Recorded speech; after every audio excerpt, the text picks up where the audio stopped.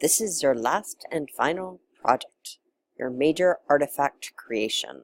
You can find this project once again nested within D2L, or you can then add it to your Google Drive like you had in the past, and you can put it right in here. And once again, we have the table of contents that will also give to you the page numbers. I'd advise you possibly to print this out if you have not done already. The items are complete, so you can look at it. What I'd like to do right now is review this artifact creation and this major creation because it takes a little time and it has a process. You have done some brilliant thinking for sure, and there are lots of things that you have to put in place to make this work. So let's go over it.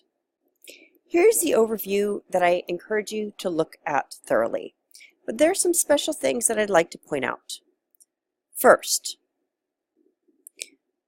you need to think about what you need to submit at the end, because it's always good to know what done is. So let's identify those things.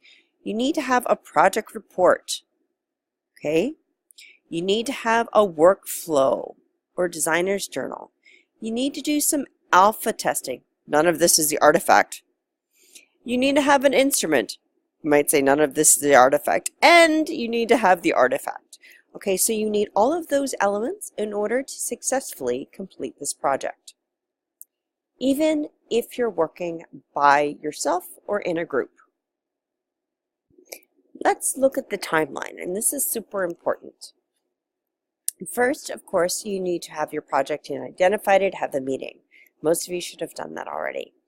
But also then, let's go to this next portion. For during class, Friday, December 1st, you want to bring what you have. You can put it in the Google Drive folder. If you want to bring hard copies, you can bring hard copies. I believe we can make some hard copies there if necessary too. But the whole idea is that you can get feedback from one another. So please bring that work to class. You don't have to submit anything before class, just to class. We're going to work on the alpha testing and what needs to be done during that time. Of course, the other thing you have to know is what you're going to do with it. Well, then on the 16th, you're going to present it to everybody, okay, in the class and everything that was done. And then your final submission is actually due the Sunday after class at midnight. So now let's go into the little parts. First of all, you have your project report. Your project report does not have to be written like a paper in the past. Like it does not have to be a narrative paper using prose where it's APA style formatting, the whole thing. This is a project report, and that's very important. You can use bullet points and tables to make your statements. If something's supposed to be a sentence, make sure it is, but it doesn't have to be all the way. You can use these different parts as heading. So first you have the problem statement. Explain why it is a problem. Take the time to explain it. Explain the context, okay, of what is involved. Explain the audience and who they are, or the participants. Explain what actually is going on, and explain the optimal, what you'd like to do. Make sure what you'd like them to do or think. Think about their motivation, the diversity, and other mitigating factors such as the culture of who they are. Later on, this will become the basis for your alpha testing. So, what's important next? Oops. When you also explain your problem, you want to think about what level of the system is affected. Don't forget what we've done, and we're talking about systems. You can also think about the system in the problem statement. You can also think about the system in the solution and also in your work later on that talks about your reflection. So remember, when you talk about the level of the system, there are two ways that we're talking about it in this class. Actually, there are other ways as well. The super level, the macro, the meso, and the micro, all in there. But remember, the whole idea behind this system is that they're all interconnected webs, in what we are and how they interact. So this interconnection may have different meanings and may take on different forms. The other way from the Duffy book that looked at systems was looking at the environmental relationships, the support system, the social infrastructure, and the transformational core. That all of these work together within your bound system. So if you have a bound system right now, let's say within your school system, and so there's no need to identify what level. You're not working on the policy level. I don't think anyone is right now. I don't know. But you can look at these factors instead and say, this is what we're looking at. We're looking at transformation, and we're looking at the social aspects of things. So you can determine what would be the best way to look at that. Next, you want to think about your goal. What is the goal of what you are creating in your artifact? So you want to take the time to describe the goal of your project, of what you're creating, and how it could actually solve part of the problem. Here, we definitely want you to put your rationale. Why do you think, how dare you have the audacity to think that whatever you create, whatever your artifact is, could possibly help? Well, you might say, what? Well, the Vikings wanted to defend themselves, and they wanted to plunder. And they wanted to take things sometimes that didn't belong to them when they invaded certain areas. So here, they had invented the sword. That was their solution to the problem. Of course, they had to know how to use and wield that sword. You have an idea, and it's a little bit different. You want to do something else, and it's the hope that what you create will help solve a problem. So your rationale needs to be supplied.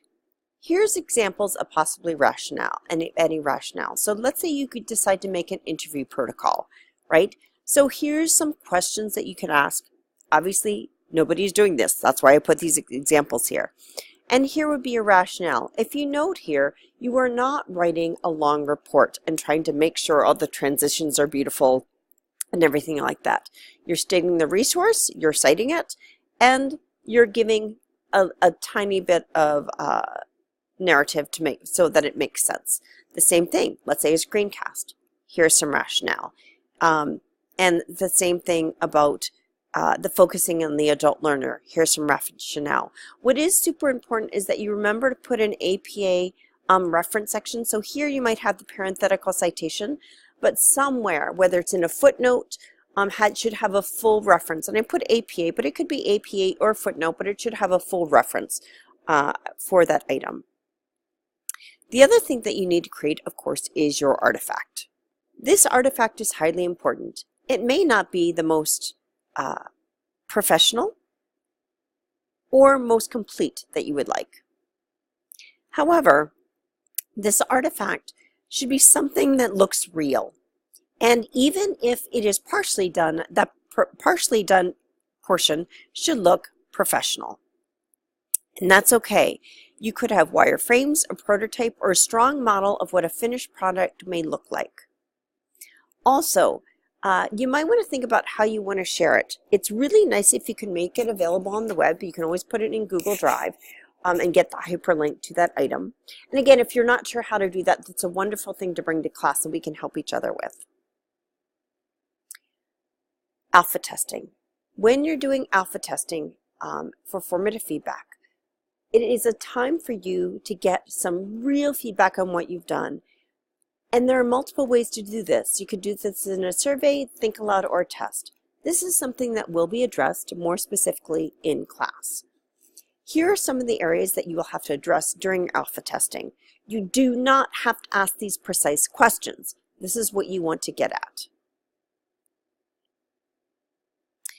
And one of the things that you also must hand in is a reflection. Your reflection is going to be post-alpha testing, and your reflection really needs to be thoughtful about your project. This can either be a group or individual alpha testing reflection.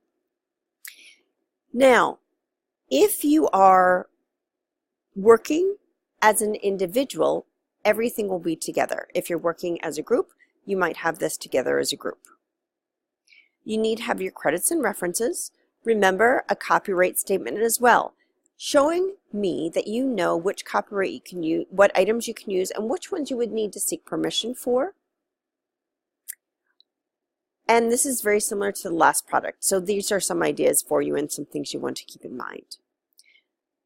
Workflow or designer's journal. Your workflow or designer's journal is individual, no matter if you're working by yourself or with a group. This workflow portion may be similar across a group, but your designer's journal will be individual regardless. Your workflow is all the tasks that need to be done, and we're going to talk about that in one moment. Let me talk about the designer's journal first. You need to list what you do, what you find interesting, frustrating, or what you are learning or did learn so far. Again, you can make this a bullet list. You do not have to spend the time in making it flow beautifully. Again, I want your energy spent in the thought process of this creation, not necessarily in how well you write about it, if that makes sense. If they're one and the same for you, that is fine. So next, I would like to talk about the workflow. Even though I place these two together, they may be separate, they may be together for you, but let's look at them. One of the things that is advised is that you take a look at all your tasks that you must complete, no matter what they are. Here, it's written stories. It may not be stories. It may be a list of things. Then, this is kind of your to-dos, all right? Then you want to think of everything that you have to do that's maybe not started, things that are in progress, and things that are done. What's super important is that you really think about what done means, because done might mean something different for different people. You also want to think about who's going to work on each element, okay, and who's going to work on each task, so that you know who is doing what. So this makes us keep in mind that we really need to think about how we're going to organize a structure, especially if you're working in a group. If you're not working in a group, you might be doing all this by yourself. However, you also might be asking other people to help you and do different parts of it, and that is okay. You can enlist other people to help, especially if you work in a company or an organization where what your product you're making is benefit to the whole entire organization. And this brings us to what we kind of worked on before, and that is the aspect of using a team to complete your particular tasks. So in the past, very briefly, we talked about having a product owner or somebody that knew or had a vision of what that done product looked like. What does the entire thing look like? You might have one person designated for that, or you might have a few people and you're working collaboratively to think about that. That's okay. But you have somebody who says, yeah, this does look like it's done. The other person you might want to think about having, if you're working in part of a team, is somebody that using Scrum is called the Scrum Master, but it's really the person who is managing to make sure everybody is completing their role, okay? Because there's so many different roles that people have to play, and so many different tasks that people have to do, and somebody needs to keep track of those tasks. So together, these two work together to figure out what done is and if everybody's doing their job. But it's really important that, of course, because we're small enough, that these two people have other tasks that they need to complete as well. So I know, we all know, that you have this brilliant idea. The key is, how can you divide it up so that it makes sense to you, ultimately it makes sense to others, and whatever it is, can do its job and maybe survive the test of time. Time. Time is something you all need, and all wish we had more of. Well, in my time, I will also have to assess and give you feedback on what you did. Down below, you will find the rubric, which aligns to the directions that are above. Best of luck. Enjoy creating your artifact.